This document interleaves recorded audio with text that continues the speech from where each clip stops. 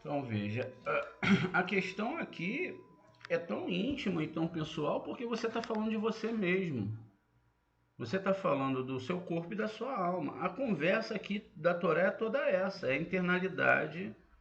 E é lógico que essa alma ela se divide em 613 partes.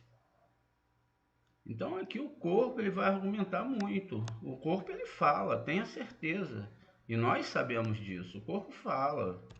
E é dito na própria Torá que o corpo falou lá no caso do faraó, quem é Deus para que eu possa segui-lo? Né? O que isso a gente falou até que eu explicar bem isso para vocês, que o faraó é o eterno, e é. E é, assim como Lavan é o Eterno, assim como todos os personagens que parecem tão ruins dentro da Torá, todos eles são sistemas espirituais. Agora, o nível que esse nível espiritual está é complexo. Por exemplo, o faraó no nosso mundo é o faraó mesmo, né? É um nível, mas não deixa de ser alguém que vai seguir essa regra aqui. Ó, todos os assuntos deste mundo dependem do que é feito acima, e tudo que é formado acima é aceito abaixo. E nenhum poder pode ser exercido abaixo até que o poder seja concedido acima. Assim o mundo sempre depende do outro. Quando o cabalista entende isso, então ele não tem que levantar barreiras externas, lutas externas. Ele deve perceber que se está aqui embaixo foi permitido por Hashem. Às vezes é duro a gente falar assim, pô, quem mandou Hitler? Ah, Hitler foi um acidente da... Não, foi o Eterno. Basta ver se a vida dele não foi um milagre. 38 vezes tentaram matar o cidadão e não conseguiram. Malas com bombas, bombas que não explodiram dentro de aviões, etc. Ele passou pela Primeira Guerra, e etc. Veja, porque os assuntos desse mundo dependem do que é feito acima. Então, tudo que é feito acima é aceito abaixo. Então, quando vem o julgamento, já era. E nenhum poder pode ser exercido abaixo até que o poder seja concedido acima. E quem é que concede o poder acima? É você ou eu, minha ideia, meu partido político, sei lá o que eu... Não, é o Eterno. Somente ele. Então, veja, aqui nós temos que fazer essa construção, exatamente, né? Até que chegue, deixa eu continuar aqui. Então, o Jacó ele preferiu ficar com os poderes de baixo e achando que ele tinha um controle. O corpo acha que ele tem um controle. E é isso que acontece dentro de muitas situações onde a gente vai, não é, ter essa questão a dirimir dentro de quem? Dentro de nós mesmos. Porque é difícil quebrar esses paradigmas. Eu acho que, eu não sei vocês, mas para mim, quando eu conheci a Cabala, depois de muitos anos de religiões, eu tive que botar muitos, eu tive não, foram colocados muitos pontos de interrogações, mas eu posso falar que essas interrogações não eram aquelas interrogações mínimas que a gente tem no dia a dia. Eram interrogações pesadas, porque eu era muito religioso. E as interrogações, daqui quem me acompanha há muito tempo, como César, sempre foram respondidas de uma forma divina. Né? Acontecia algo e etc. Ou havia uma ligação de alma minha com César, ou de outra aluna, e aí surgia uma questão aqui e lá, e a gente começava então a discutir. Quer dizer, foi uma caminhada em conjunto, não é? Um grupo. Até uns alunos que estão chegando hoje, até agradeço porque lá no canal está aparecendo que são os alunos mais novos que estão vendo as aulas, não é? Então veja, é a maioria das visualizações. Então foram surgindo pontos e eu tive que quebrar o nível anterior, porque o nível anterior a religião fala que você manipula Deus. Ou seja, se você faz um certo tipo de questão religiosa ou vai em algum lugar, etc. Mentira, aquilo ali é tudo balela. Por quê? Ou aquilo é balela ou isso aqui tá errado. Tudo balela. Esse negócio de igreja que vai aqui, vai ali, isso é tudo balela. Isso é tudo mentira. Tanto é que não é 100%. Não acontece 100%. Acontece algumas coisas que Deus mesmo vai testar, por exemplo. Ele mesmo que vai testar, ele vai permitir. Aqui, ó, Devarim 13, 13, Devarim 13, esse mesmo, 13:33. Deixa eu ver aqui.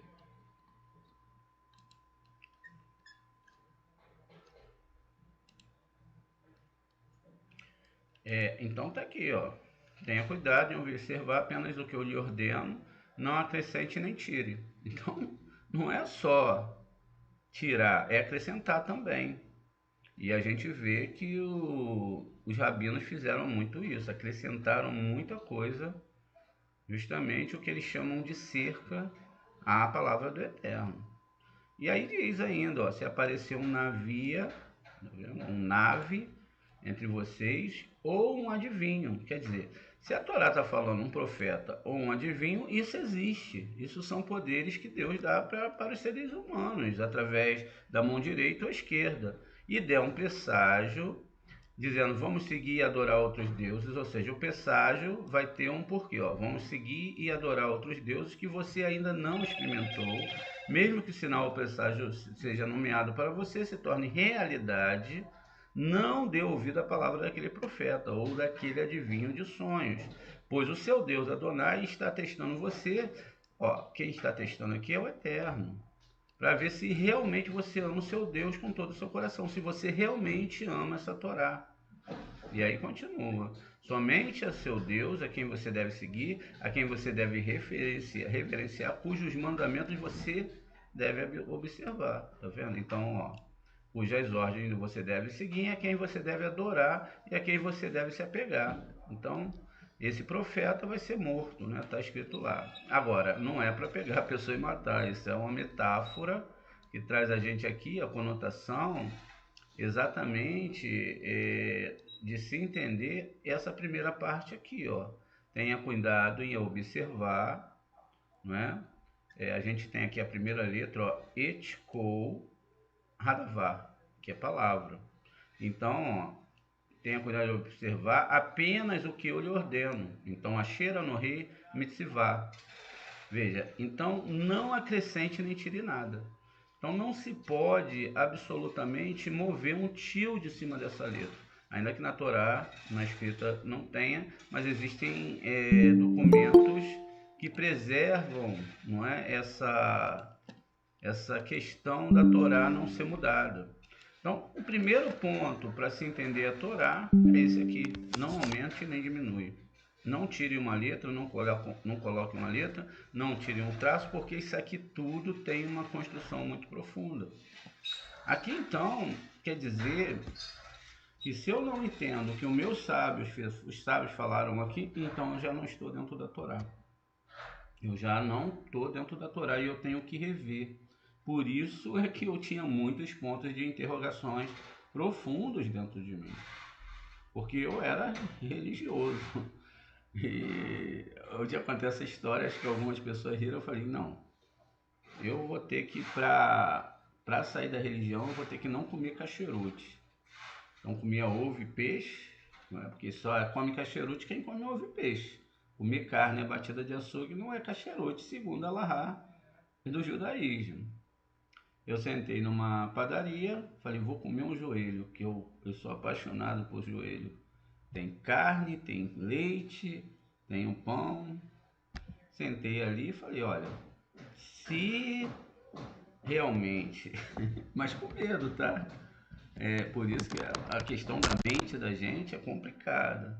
Se isso realmente for verdade, eu vou morrer agora. Peguei, comprei, sentei na mesa. Estava vindo de um trabalho que eu estava fazendo e logo parou um carro de polícia na frente. Eu falei, ih, meu Deus do céu, vai acontecer algum assalto aqui, alguma coisa vai acontecer, não é? Porque eu sempre vivi um mundo espiritual, eu sei que as coisas acontecem. Mas eu não vou me deixar vencer por isso, eu vou comer o joelho. Comi, estava muito bom, muito gostoso.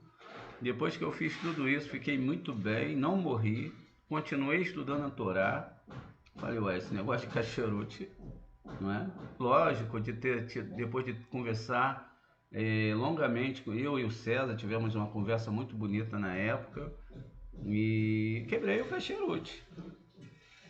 Eu pensei que eu ia retroceder na força espiritual, mas eu avancei. Porque agora eu não dependia do argumento da Torá literal. Eu dependia do argumento que eu tinha que quebrar todas as interrogações. Logo depois veio o Shabat, também vi que não era verdade. Outras coisas, porque eu fui entendendo o que está escrito aqui. Vendo o que está escrito aqui. E se aconteceu aqui embaixo é porque foi aceito aonde? Não é? Foi feito em cima. Então lá em cima primeiro aconteceu aquele dia e aí aqui embaixo eu fiz. Então veja, então quebrar essa argumentação que ela é puramente intelectual, porque quando você entra num grupo, você fica cativo das ideias daquele grupo. E naquele grupo você vai alimentando aquelas ideias. O Zohar, ele não fala isso. Pelo contrário, eu falo para as pessoas que chegam até a gente, eu falo, mantenha quem você é.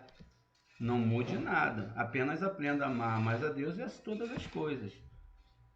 Porque tudo que você é foi Deus que construiu. Nada mais e nada menos. Os problemas intelectuais que a gente acha no meio do caminho fomos nós mesmos que criamos. E era necessário, lógico, que tudo isso fosse formado para nós sermos quem nós somos hoje, dentro de uma missão única e verdadeira do nosso próprio eu na existência dentro desse mundo. Então, vamos lá. Então, eu vou escolher, né, se eu vou ganhar o governo, o mundo e governá-lo. O que é governar o mundo? É estar exatamente nesse sistema que hoje nós temos, que não está sendo agradável para todo mundo. Qual é o sistema? A análise tem que ser profunda. Se o sistema é um sistema que mata, ou que usa a desculpa para tirar a vida de outro ser humano, e contra as pequenas classes, e contra, nem vou dizer as pequenas classes, e contra qualquer ser humano que queira tirar a formatação desse ser humano, seja ela qual for, então isso já não é o que está sendo definido aqui em cima. Ó. Porque se uma pessoa tem um problema aqui embaixo, ela é o que for, foi definido primeiro lá em cima. Existe um Deus que mandou tudo. Então não pode acontecer nada aqui embaixo que não foi concedido lá em cima. E aí o que acontece com isso? Se eu me apoio em algum grupo, num grupo religioso, num grupo político, eu vou estar me embrenhando por questões muito mais ligadas a esse mundo do que a outros mundos. Porque o fator é sempre que vai se ajudar. Mas no final, para quem conhece a política, só quem é ajudado, na verdade, é o político. Existem exceções, não vamos poder também generalizar. Eu acredito que existam seres humanos bons. Mas, mesmo assim, sempre quem sai sem prejuízo algum é sempre o político. Porque no final do mês o dinheiro dele está lá e não é pouco dinheiro. Ainda tem as mordomias. O que eu acho engraçado, não é porque é diferente lá da Europa, onde as pessoas até US$ 17, se eles deixarem passar, eles estão arriscados a perder o seu cargo. Aqui não. Aqui a gente tem roubos, mas aí fala, mas não foi tanto, tá bom, tá dentro do parâmetro, né? Mas aí também o faxineiro rouba um pouquinho de cloro, o padeiro leva uns pãezinhos para casa, e assim não é. Então veja, tudo parece, e se você deixar as pessoas argumentarem com você, você acaba até, pô, é mesmo, né? O cara passou fome, por isso ele roubou. Eu acho que existem outros critérios aí. A pessoa passou fome, mas ela pode pedir. E eu tenho certeza que alguém vai doar para ela. Então vamos lá. O que que acontece? Vamos continuar aqui. Vamos participar junto desse mundo e governá-lo na sociedade. Você escolhe, né? Jacó respondeu: que meu senhor peça, ignore o teu servo, que é como dizer, tenha primeiro o seu domínio deste mundo, e eu viajarei silenciosamente e me reservarei para o mundo vindouro, para os últimos dias que fluem silenciosamente. O que que ele está dizendo aqui? Ó, meu corpo, naquela época, faz o que você quiser. No final dos 7.000 anos, quando a alma começar a falar, o Zorra começar a falar, então as coisas vão ser diferentes. Mas até lá, a nossa alma vai ter passado por um monte de reencarnações. Agora chegou o momento do entendimento. Nesse momento agora do entendimento é que nós não devemos voltar atrás e nos sentenciarmos aqui, ó, dentro desse sistema. Ainda que já foi explicado que a gente só conserta 288 partes da alma. Então preste atenção. É lógico que é isso que está falando aqui, ó. Os dias que fluem silenciosamente é o dia da alma, que sempre, mesmo sendo que dá vida ao corpo, ela está sentenciada a fazer aquilo que o corpo acha que é certo. Muito bem. E aí diz, até que eu chegue ao meu Senhor em Seir, ou seja, manterei submissão a você até que chegue a minha hora de governar o monte de Esaú. Como está escrito, salvadores subirão ao monte de Sião para julgar o monte de Saul, o reino será de Hashem. Então veja, quem são esses salvadores? São os nossos sábios, e não são só um, nem dois, nem três, são muitos homens que vão se levantar para ensinar essa Torá, para ajudar quem? Aquelas pessoas que são de Edom, estão saindo de Edom ou vão sair de Edom.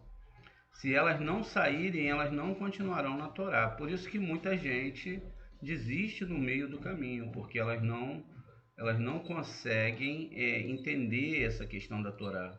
E aí elas não conseguem entender e não conseguem deixar isso entrar dentro da alma dela. E por isso nem todo mundo, lógico, vai conseguir estudar a Torá. Então aqui, ó, a palavra são que muitos Mashias se levantarão. Então, ó, Moshim, que são os nossos sábios que já estão lá do outro lado, num local muito seguro, e eles só caminham com o que eles querem. Se eles veem que uma pessoa está do lado de Esaú, eles saem fora. Então a pessoa pode até começar uma espiritualidade, mas chega um momento que os tzadikim falam, esse cara aí, ó, vamos botar, né? Esse cara aí, ele não vai avançar não, ele está preso lá no outro sistema. Então, ó, eles se afastam, tá vendo? Então, porque, ó, vários Mashias, todos os nossos sábios, eles marcharão até o monte de Sião para julgar o monte de Esaú.